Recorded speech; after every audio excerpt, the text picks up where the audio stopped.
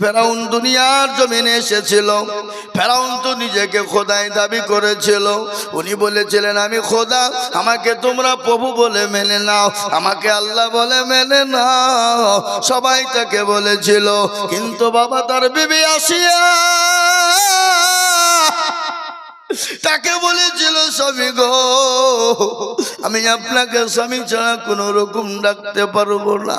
সবাই আপনাকে প্রভু বলে মেনে নিতে পারে, সবাই আপনাকে খোদা বলে মেনে নিতে পারে, কিন্তু আমি আপনাকে স্বামী ছাড়া চিনতে পারবো না। আমি তাকেই প্রভু বলবো, তাকে আল্লাহ বলে ডাকবো। বলে কাকে? যিনি রাতের মালিক, যিনি দিনের মালিক, যিনি দিনকে রাত বানায়, যিনি রাতকে দিন বানায়, যিনি সারা পৃথিবীর মালিক, আমি তাকে ছাড়া কোন রকম মেনে নিতে পারবো না। ফেরাউন বলেছিল জল্লাদের দলেরা আমার বিবি আসিয়াকে মারো মারো, যতক্ষণ পর্যন্ত আমাকে চিনতে না পারবে, আমাকে না চিনতে পারবে, আমাকে খোদা বলে না মানবে, ততক্ষণ পর্যন্ত মারো। ও মুসলমান গো, ফেরাউনের বিবি আসিয়াকে এত অত্যাচার করা হয়েছিল। তিনি তো নারী দেহু, নরম দেহু,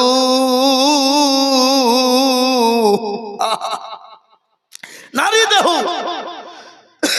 নরম দেহু, তাকে প্যারাকের ওপর শুইয়ে দেওয়া হলো। প্যারাক বুঝেন না আপনারা? প্যারাক, এ বাবা, কাঠের ওপর প্যারাক আপনার সাজানো হলো, কাঠের ওপর প্যারাক কাটাকে সাজিয়ে দেওয়া হলো। নারী দেহ নরম দেহ লঙ্গা করে দিয়ে আসিয়াকে আপনার প্যারাকের উপর শুইয়ে দেওয়া হলো। পেটে বুকের ওপর দিয়ে পাথর সাজিয়ে দেওয়া হলো, আর একটা একটা করে পাথর, একটা একটা করে প্যারাক ওই আসিয়ার শরীরে ঢুকে যায়, ক্ষত বিক্ষত হয়ে যায়, শরীর দিয়ে রক্তর ভূমকানি হয়ে যায়। আল্লাহ বলেন ও ফেরেশতা,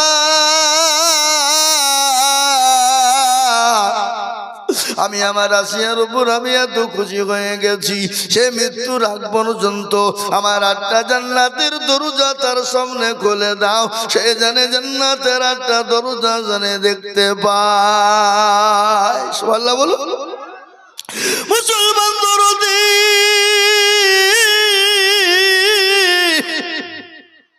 আজকে মুসলমানদের উপরে এক এক করে অত্যাচার হয় না? ফেরাউনের জামানা থেকে মুসলমানদের উপর অত্যাচার হয়েছে, মুসলমানদের উপর জুলুম হয়েছে, মুসলমানদের উপর ইসলামের উপর অত্যাচার হয়েছে, মুসলমানদের দিনের উপর অত্যাচার হয়েছে। আবু জেহেল পর্যন্ত নমরুদ দিকে নিয়ে যত আপনার বেঈমান এসেছিল, ইসলামের তারা শত্রুতা করে গেছে, কিন্তু ইসলামকে তারা ঠেকাইতে পারেনি। কেন পারেনি জানেন? সত্য কোনোদিন চাপা থাকতে পারে না, সত্য কোনোদিন চেপে রাখতে পারবে না। আজ আমি আপনাদেরকে বলি বাবা,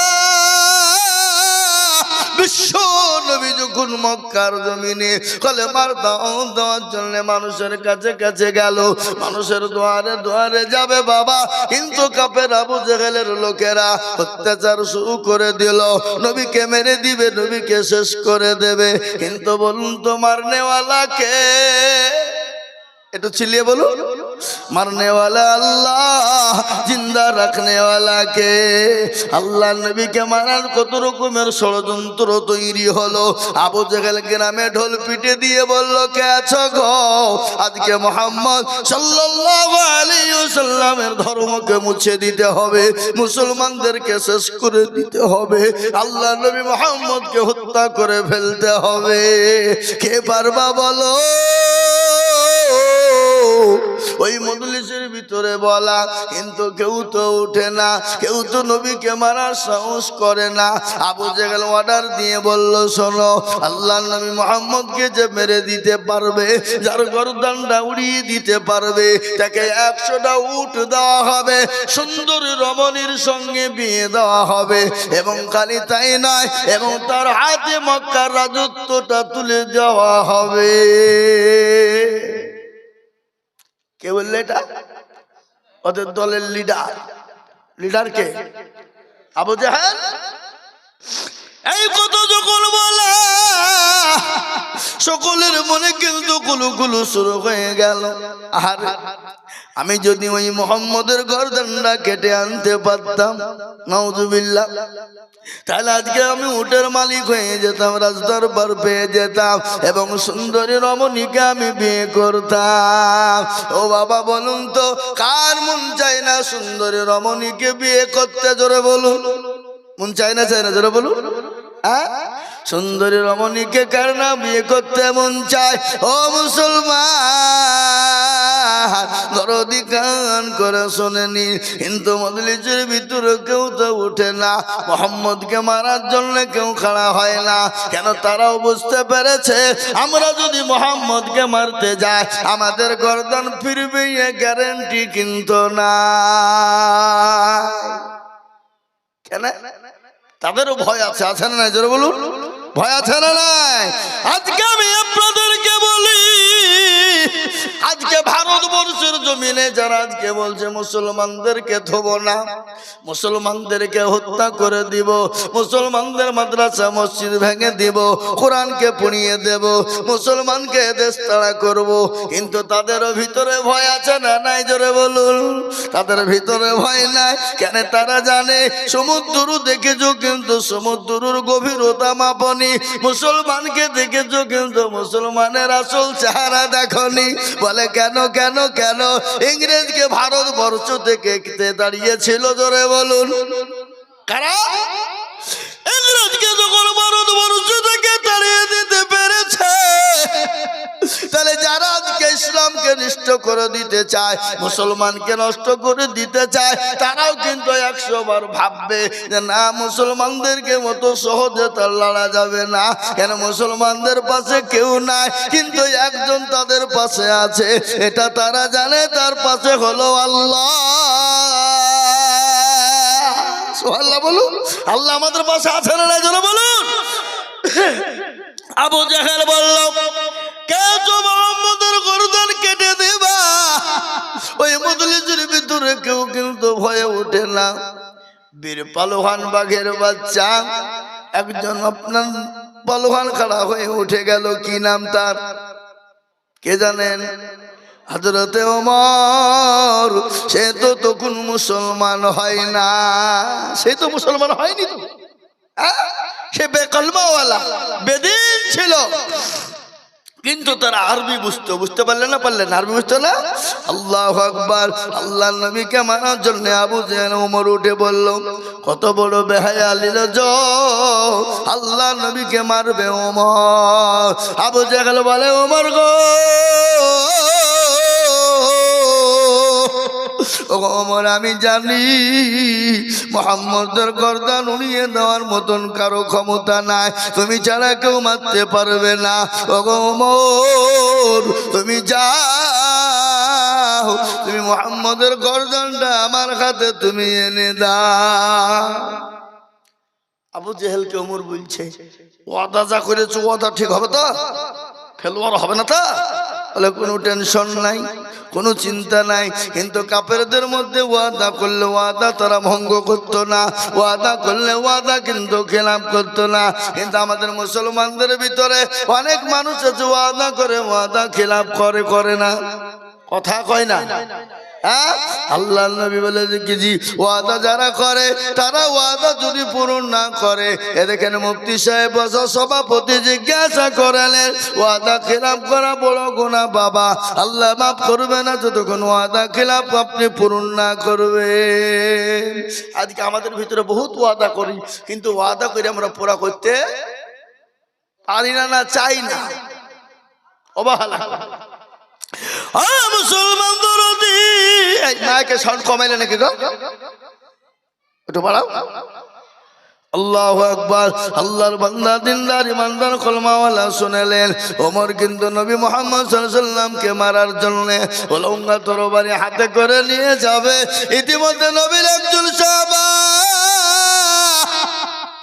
তার সঙ্গে দেখা হয়ে গেল। সঙ্গে সঙ্গে বলে, ওমর গো, তুমি উলঙ্গা তরবারি নিয়ে কোথায় যাবা?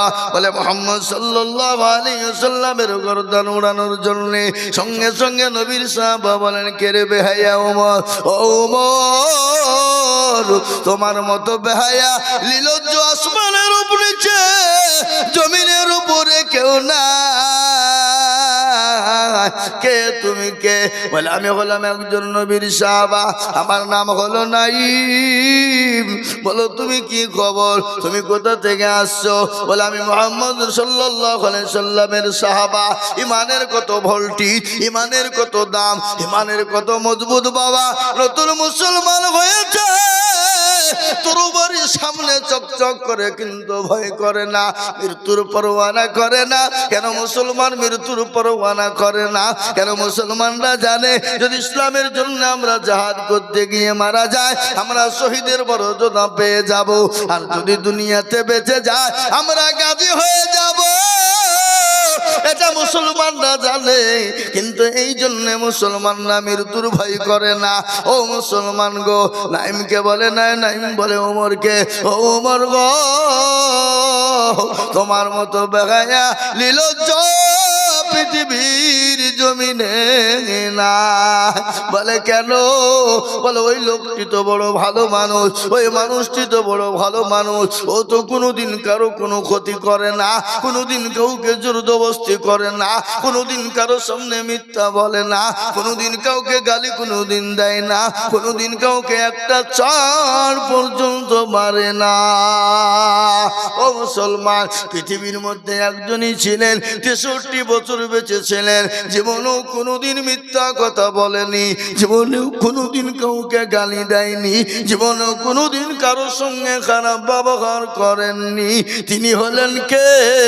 একটু চিলিয়ে বলুন তো দেখি ভাই, কে তিনি? আর যারা বলুন, তিনি হলেন রাসূল। ওমরকে ডাক দিয়ে নাই, মানে ওমর রে, তুমি কেন মুহাম্মদ সাল্লাল্লাহু আলাইহি সাল্লামকে মারবা? তোমার মতো ভাইয়া কেউ নাই। ওমর তরবারি বের করে বলছে নাইম রে, আমি বুঝতে পেরেছি তুমি মুহাম্মদের লোক, আগে তোমার গর্দানটাকে উড়িয়ে দেব। ওমরের সামনে নাইম বলে, ওমর, আমার হাতে আল্লাহ কম শক্তি দেয় নাই, আমিও তোমাকে ছেড়ে দেব না। তুমি আমার নবীকে মারবা, আমাকে মারবা, ও না, আমি তোমাকে ছেড়ে দেব না। দুজনের সঙ্গে লড়াই শুরু হয়ে গেল। নাইম বলে, ওমর, আমাকে মারবা, আমার নবীকে মারবা, তার আগে তোমার বাড়ির খবর নাও। বলে বাড়ির খবর কি হয়েছে? বলে তোমার বিবি, তোমার বোন ফাতেমা আর তোমার ভগ্নিপতি শাহিদ, তারা নবীর হাতে গা দিয়ে কলমাওয়ালা হয়ে গেছে। সুবহানাল্লাহ বলুন, কলমাওয়ালা হয়ে গেছে। খবরটা নিয়ে দেখো। ওমর বলছে হতে পারে না। বলে না, হতে পারে না, খবর নিয়ে দেখো। বাড়িতে কাছে গিয়ে দেখছে গুনগুন গুনগুন গুনগুন গুনগুন গুনগুন শব্দ। বাবা, কিসের শব্দ? জোরে বলুন, কিসের? আর এখন আমাদের বাড়িতে গেলে কিসের শব্দ বাবা? এখন আমাদের বাড়িতে গেলে কোরআন পড়া তো দূরের কথা, এখন আমাদের মোবাইলের শব্দ পাওয়া যায়। জোরে বলুন, ঠিক না? এখন নিজে এত বড় মোবাইল রাখছে, আর বাড়িতেও ছেলে মেয়ে বিবি বাচ্চার হাতে তুলে দিয়ে যাচ্ছে, যাচ্ছে না? আর এই বড় মোবাইলের কারণেই তো আজকে আমাদের সমাজটা নষ্ট হয়ে গেল। কি বলছেন আপনারা বলুন? আপনাদের দেশে মনে হয়নি নাকি? এই দেশে হয়নি এখনো? এই দেশে শুরু হয়েছে। এ বাবা, বড় অ্যান্ড্রয়েড মোবাইল। স্বামী দেখছে কেরালায়, স্বামী দেখছে বোম্বাই, মহারাষ্ট্রের বিবি বড় মোবাইল নিয়ে পরকিয়া প্রেম করতে ব্যস্ত। বাবা, স্বামী ফোন করে করে পায় না। বিবি বলছে কি ব্যাপার? স্বামী কিছুক্ষণ পরে ফোন পেল। বলে কি ব্যাপার, এত ব্যস্ত কেন? কার সঙ্গে কথা বলছিলি? আল্লাহু আকবার। বলে আমার মায়ের সঙ্গে কথা বলছিলাম, আমার বাপের সঙ্গে কথা বলছিলাম। প্রেমিকাকে বাপ বানিয়ে দেয়, কথা কয় না? হ্যাঁ, প্রেমিকাকে বাপ বানিয়ে দেয়। আজকে মোবাইল স্বামীকে বাড়িতে আসতে দেয় না। কেন আসতে দেয় না জানেন? স্বামী যদি বাড়িতে আছে তার প্রেম করা হবে না, তার পরকিয়া করা হবে না। বলে এই কাজ করতে হবে, ওই কাজ করতে হবে, শুধু টাকা পাঠাও। আর ওই টাকা নিয়ে প্রেমিকার সঙ্গে লাইন মেরে বেড়েছে। এটা তো লাইসেন্স প্রাপ্ত মাল, এদের কোনো ভয় নাই বাবা। এখন আমি সব জায়গায় খবর নিয়ে দেখছি, কে পালালো? 2 ছেলের মা পালিয়ে গেল, 3 ছেলের মা পালিয়ে গেল। যা যা, high high high high high, কেন? এরা লাইসেন্স প্রাপ্ত মাল, আর তাদের বিয়ে সাথে হয়নি, এরা এখনো লাইসেন্স পাইনি। বাপেরা যেতে ভয় করছে, বাই চান্স যদি কিছু হয়ে যায়, কেলেঙ্কারি হয়ে যাবে, বিয়ে হবে না। নাকে বলছেন, বুঝতে পারলেন না? আজকে মোবাইলের কারণে এটা ধ্বংস হয়ে গেল। ওগো মা, তোমাদেরকে শোনাবো আল্লাহ নবী 4টে কথা তোমাদেরকে বলবো। আল্লাহ নবী বলে গেছেন 4টে কথা তোমাদের জন্য শোনাবো, কিন্তু আজ আমি আপনাদেরকে বলবো বাবা। হযরত ওমর বাড়ির দরজার কাছে যখন পৌঁছে গেল, বাড়ির আওয়াজ চলে এলো, গুনগুন গুনগুন গুনগুন শব্দ। যারা বলে সুবহানাল্লাহ, কোরআনের শব্দ। আর কোরআনে তো একটা মহাব্বতের জিনিস, কোরআনে তো একটা মহাব্বতের জিনিস। দেখবেন কারি সাহেবরা যখন কেরাত করে, মনে হয় জান জুড়িয়ে যায়, মন ভরে যায়। ইমানদারের লক্ষণ হলো 3টা। কয়টা? জোরে বলুন, এই কথা বলেন না কেন? ইমানদারের লক্ষণ হলো 3টা। 1 নম্বর লক্ষণ হলো, যদি কেউ তার সামনে কোরআন পড়ে গো, তার স্তনের বাম দিকের নিচের মাংসটা তত্তর করে কাঁপে। যদি নাও কাঁপে, কোরআন শুনলে গায়ের লোম গালা খাড়া হয়ে যাবে। যদি নাও হয় বাবা, তাহলে 3 নম্বর হলো, সে আনন্দ পাবে, মনটা তার ভরে যাবে কোরআন শুনলে। এটা হলো ইমানদারের 3 নম্বর লক্ষণ। এটা যদি না হয়, জানতে হবে তার ইমানের বড় ঘাটতি আছে। আমার কথা একটা মনে হয়ে গেল, ইংল্যান্ডের মাটিতে একটা ঘটনা ঘটেছিল রে বাবা। প্রতিযোগিতা হয়েছিল, প্রতিযোগিতা আপনারা বুঝেন, বুঝেন না প্রতিযোগিতা? সেই জামানায় আপনার যিনি জাজ হয়েছিলেন, তিনি ইংল্যান্ডের মাটিতে জাজ হয়ে বলেছিলেন, বিশ্বের যত ধর্মগ্রন্থ রয়েছে, প্রত্যেকটা ধর্মগ্রন্থকে 10 মিনিট করে সময় দেওয়া হবে। যারটা ভালো লাগবে তাকে পুরস্কার দেওয়া হবে, তাকে ইনাম দেওয়া হবে। সমস্ত ধর্মের মানুষ গিয়েছিল, কেউ গীতা পড়েছিল, কেউ বাইবেল পড়েছিল, কেউ ত্রিপিটক পড়েছিল। 10 মিনিট করে জাজমেন্ট। আজকে যেমন জালসার সভাপতি সাহেব বসে আছেন, এ বাবা, ইনি জাজমেন্ট সভাপতি সাহেব, তিনি ওখানে সভাপতি হয়ে জাজমেন্ট হয়ে বসে আছে। প্রত্যেকটা ধর্মকে 10 মিনিট করে টাইম দেয় বাবা। আর 10 মিনিট হয়ে যায়, অটোমেটিক বেলে চাপন পড়ে যায়। লাট পেরেছি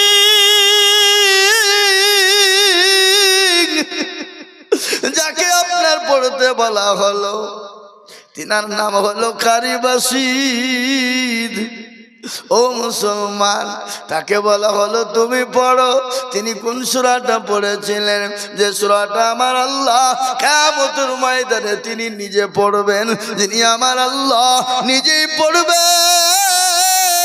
যে কোরআনের সূরাটা পড়েছিলেন, সে কোরআনটা কারি বাসিদকে বলা হলো, ও কারি বাসিদ তুমি পড়ো। পড়তে শুরু করে দিল বাবা।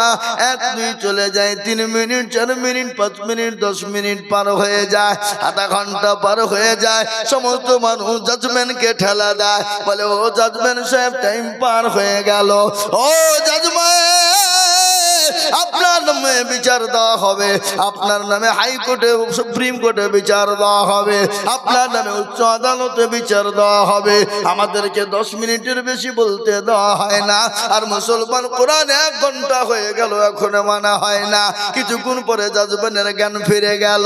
সবাই মিলে জাজমেন্টকে চেপে ধরে বলা হলো, কি ব্যাপার, আমাদেরকে 10 মিনিট সময় দেওয়া হলো, আর মুসলমানদের কোরআন পড়ার সময়তে 10 মিনিট কেন, 1 ঘন্টা পার হয়ে গেল। আপনাকে আর কৈফিয়ত দিতে হবে। সেই দিন আপনার জাজ বলেছিল, ওগো সমস্ত ধর্মের মানুষেরা শোনে না, তোমাদের কিতাব যখন তোমরা পড়ছিলে, আমাকে এত বিরক্ত বোধ হচ্ছিল, 10 মিনিট আমি তোমাদেরকে পার করতে দিই না। কিন্তু আল্লাহ কালামুল্লাহ, কোরআনুল কারীম, কোরআনুল হাকিম, কোরআনুল মজিদ এত মধুমাখা, এত মধু আছে। আমি পড়া শুনতে শুনতে জ্ঞান হারা হয়ে গিয়েছিলাম, আমার জ্ঞান হারা হয়ে গিয়েছিল। এই জন্যে আমি কি করব, আমি আর কিছুই খুঁজে পাই না। ও মুসলমান দরদি, আজকে সে কোরআন মুসলমান শুনতে পারে না, আর না শোনার কারণে আজকে বেঈমানেরা উঠে পড়ে লেগেছে কোরআনকে মিটিয়ে দিতে হবে, কিন্তু কোরআনকে মেটাতে পারবে না। কোরআনের মালিককে চিলিয়ে বলুন বাবা কে? কোরআনের মালিক হলেন আল্লাহ। ও মুসলমান গো, দারুল উলুম দেওবন্দের সমীক্ষা শুনেলেন। দারুল উলুম দেওবন্দের সমীক্ষা দিয়ে বলেছে গোটা পৃথিবীর জমিনে 1 নয় 2 নয় 6.5 কোটি হাফেজে কোরআন তৈরি আছে। জোরে বলুন আলহামদুলিল্লাহ। কোরআনকে সরানো যাবে না। আজ আমি আপনাদেরকে বলি, বেঈমানরা যতই চেষ্টা করুক না কেন, ইসলামকে মিটাতে পারবে না, কোরআনকে মিটাতে পারবে না, দিনকে মিটাতে পারবে না। ফেরাউন পারেনি, নমরুদ পারেনি, আবু জাহেল, আবু লাহাব, উতবা, সাইবা, মুগীরা পারেনি। এই যুগের বেঈমান তারাও পারবে না। একটু হাতটা উঁচু করে বলুন তো ইনশাআল্লাহ। তুলুন। অনেকে তুললেন না, ওরা মনে করছে তুললি বিপদ। হ্যাঁ, এই মুসলমান কেউ যেটা দেখে নাও সেটা দেখে কে? যেটা কেউ জানে নাও সেটা জানে কে? যেটা কেউ বুঝে নাও সেটা বুঝে কে? যেটা কেউ শুনে নাও সেটা শোনে কে? সবাই বলে আমি ভালো, আমি জানি কি আমার মনের গোপন খবর জানে আল্লাহ জি। আলোতে আধারে নির্জনেতে কথা কি করেছো তুমি সব জানে সে। তাহারি চোখে থেকে যাবে না পাখি, আমি জানি কি সকলকে পাখি দেওয়া যাবে, আমার আল্লাহর সঙ্গে পাখি দেওয়া যাবে না। তাই বলবো টিকটিকে বলার মুসলমান, আজকে মসজিদের উন্নতি কল্পে জলসা। আমি আপনাদের কাছে একটা হাদিস পড়েছি। আল্লাহ নবী বলেছেন, মান বানা লিল্লাহি মসজিদান বানাল্লাহু লাহুল বাইতান ফিল জান্নাহ। মসজিদ বানিয়ে দেবে যারা, আল্লাহ তাদের জন্য জান্নাতে ঘর তৈরি করে দেবে। আজ আমি আপনাদেরকে বলবো, এই টিকটিকি পাড়ার মানুষ মসজিদ করতে করতে বহুত আপনারা করে ফেলেছেন। আবার আমি আপনাদের কাছে হাত পেতে দেব, কেন জানি টিকটিকি পাড়ার মাটি সোনার থেকে কাটি। এত বড় মসজিদ আপনারা বানিয়েছেন, এখনো মসজিদের অনেক কাজ সম্পন্ন হয়ে আছে, অনেক মসজিদের ঋণ হয়ে আছে। তাই মসজিদকে তৈরি করার জন্য আমি জানি এই গ্রামকে আল্লাহ সুখী করেছে। আজ থেকে 20 বছর আগে এই দেশের মানুষ খেতে পায়নি, এই দেশের মানুষ 25 বছর আগে মানুষের খাবার জুটেনি, কিন্তু আজকে আল্লাহ এত পয়সা দিয়েছে, এত সম্পদ দিয়েছে, এত মান দিয়েছে, এত ইজ্জত দিয়েছে। সবার মালিক আল্লাহ। তাই এই মসজিদকে বানানোর জন্য আমি আজিজুল হক সারা পশ্চিম বাংলা নাই রে বাবা, কয়েকটা রাজ্যে লক্ষ লক্ষ লক্ষ টাকা করে বলি। আজ আমি আপনাদের কাছে লক্ষ লক্ষ টাকা করে বলবো না, আমি একবারে সীমিত করে বলবো বাবা। সর্বপ্রথম 20,000 টাকার দাতা একজন দরদি হাতটা তুলে দিয়ে বলবেন, হুজুর গো আমার কাছে জান আছে কিন্তু মাল নাই। হুজুর